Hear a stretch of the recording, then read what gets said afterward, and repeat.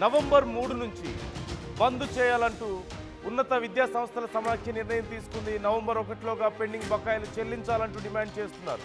లేకపోతే నవంబర్ 3 నుంచి కాలేజీలు నిరవధిక బంద్ ప్రకటించబోతున్నాయి.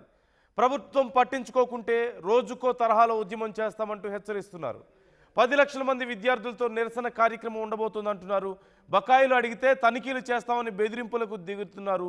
మేము దీనికి భయపడేది లేదు అంటూ ప్రకటిస్తున్నటువంటి పరిస్థితి కనిపిస్తోంది.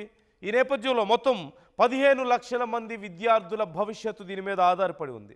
దసరా కల్లా 600 కోట్లు విడుదల చేస్తామన్నారు. తీరా చూస్తే 200 కోట్లు విడుదల చేశారు. దీవాళికి పూర్తి స్థాయిలో మొత్తం బకాయిలన్నీ మేము క్లియర్ చేస్తామని ప్రభుత్వం చెప్పింది గతంలో మాట్లాడినప్పుడు. కానీ దానికి సంబంధించి ఇప్పటి వరకు ఎలాంటి బకాయిలు చెల్లించకపోవడంతో 600 కోట్లు పే చేస్తామని చెప్పి కేవలం 200 కోట్లు పే చేయడం తప్ప ఇక మిగతా ఏ రకమైనటువంటి పేమెంట్స్ ప్రభుత్వం నుంచి లేకపోవడంతో ఇక తప్పనిసరి పరిస్థితుల్లో ఉన్నత విద్యా సంస్థల సమాఖ్య ఈ నిర్ణయం తీసుకున్నట్లుగా తెలుస్తోంది.